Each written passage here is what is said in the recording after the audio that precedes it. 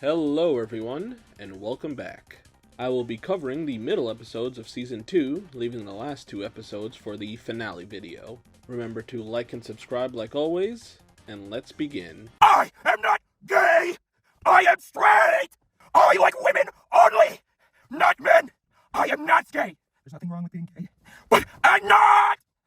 Okay? We open up with Colton being reprimanded by McCuffin for defending the readers and the people online that are helping them. But he stops and tells them to get going because a new reader is robbing a bank. Once we get there, we see a new hero, 25 Cent, who is basically a quarter on legs. And because half of his body is a coin, bullets can't pierce him, and he just kicks around his head, beating the cops with no problems. He does this until Skullcrusher arrives, using her new hero, Harry. He wasn't doing too well, so she uses his comicalized free hugs party to tie up everyone, making them feel peaceful and sleepy.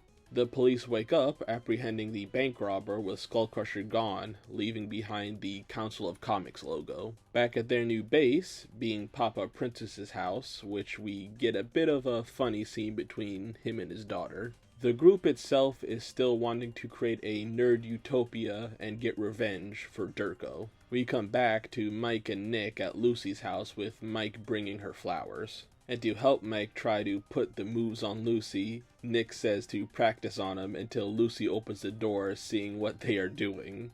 Oh nigga, you gay!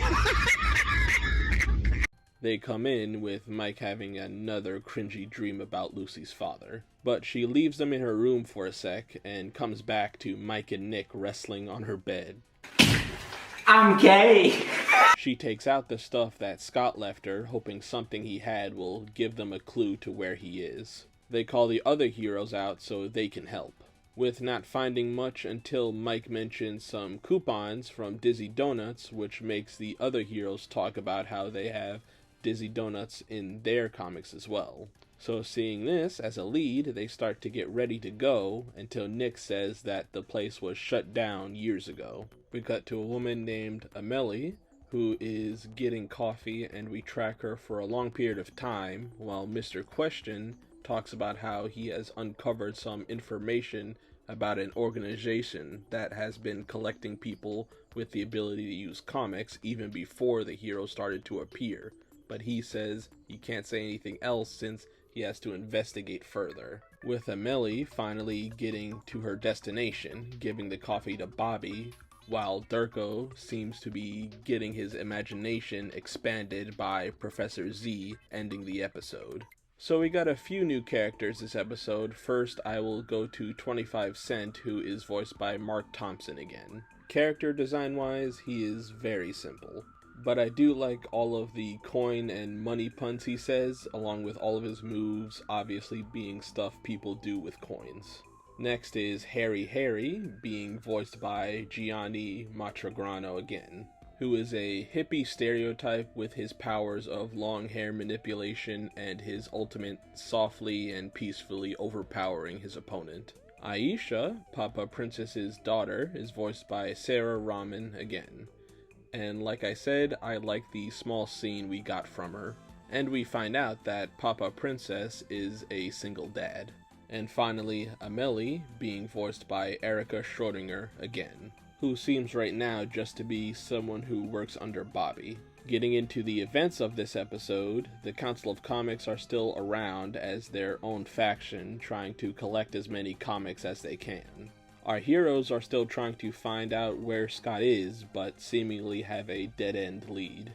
We will have to see where that goes next episode. And finally, we see what Bobby needed Durko for, which seems to be having him become the most powerful reader, since Professor Z seems to be forcing his imagination abilities to increase. With Professor Z saying he has only seen Scott be more powerful than Durko, so this is putting him possibly at the second strongest at this point, or at least the third strongest right behind Mike. And I will discuss this organization in a separate video when I talk about the different factions in the series.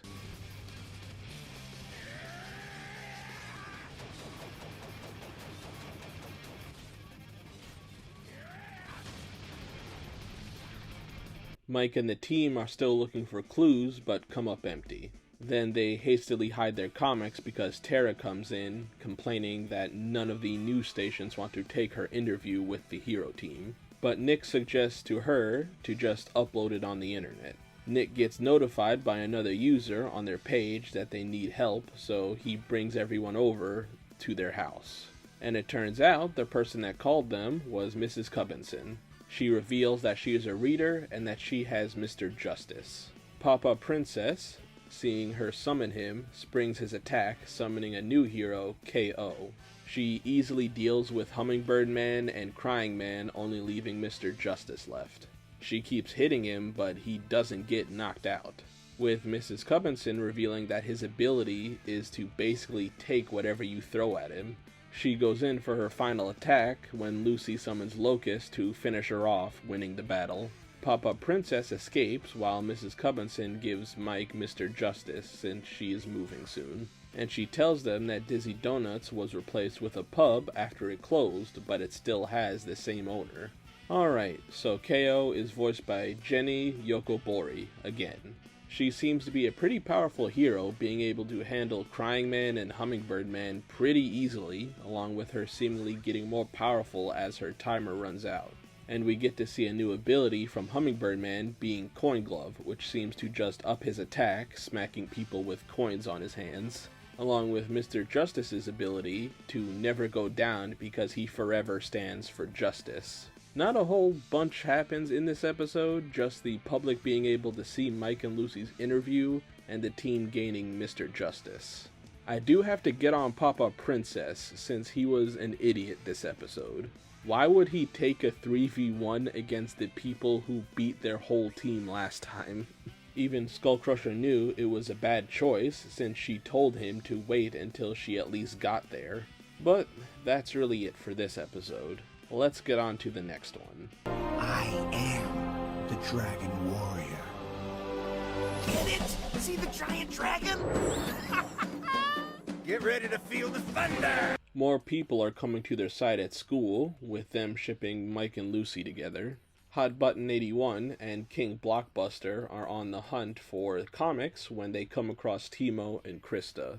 They reveal that they were the ones that gave the Council of Comics their comics, and that they fulfilled the plan that they gave them. And since they are no longer of use, now they will get rid of them. Krista and Timo summon Leora and Jelly King, while Blockbuster summons 25 Cent, and Hot Button summons a new hero, Kung Fu 7.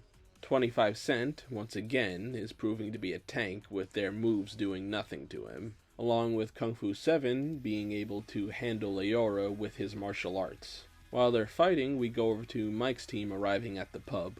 They ask the owner, Donnie, about Scott, and he says him and his 6 friends always used to visit his shop, calling themselves the Dizzy 7. But one day, they went into the forest and 6 of them went missing, with Scott being the only one to return. And then he adds on that he saw Scott about 6 months ago, right before he disappeared, looking panicked and speaking nonsense. He talked about how the Dizzy 7 were going to get back together, but after that, he never saw him again. Back to the fight, 25 Cent got incapacitated, so Kung Fu 7 was forced to use his ultimate, 7 Dragons Rising, taking out Jelly King and Leora. Timo summons 8-Bit Dave using his comicalized same-day delivery to one-shot 25 Cent, winning the battle, with Krista letting them go. We finish the episode with Super Scott having a flashback showing the falling out between him and Scott, and it seems now his ultimate plan is to somehow permanently free himself of being attached to the comics. Okay, first character up is Bit Dave, played by Pete Zarustika again. I liked his design, and his powers seem alright, with him seemingly having a one-shot ability as his ultimate. Kung Fu 7 is next, and he is played by Alan Winter again. He seems like another high-tier hero with his martial arts ability, and him being able to split himself into 7 clones and doesn't seem to lose any strength from it, with his ultimate being a powerful combined strike. Lastly, Donnie is played by Lucas Schunemann again. He just seems like a cool old man, and because he is connected to Scott, We will probably see him again in the future. Hot Button and Blockbuster really impressed me this episode, with them almost defeating Krista and Timo. On Super Scott's team's part, they were kind of dumb for letting them go when they could have gained 2 more comics.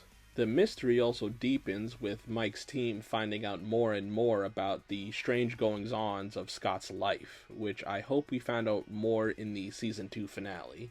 And Super Scott is starting to get frustrated and worried since Cynthia is getting weaker, so he may be forced back into his book, probably hoping to find Scott to force him to set him free. Like I said, I have a whole video idea about unraveling the future of the series and all the secrets that have been hinted at.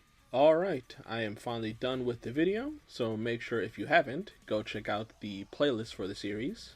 And don't forget to like the video and subscribe to the channel. It really does help. So with all that done and over with, I will see you guys later. Bye guys.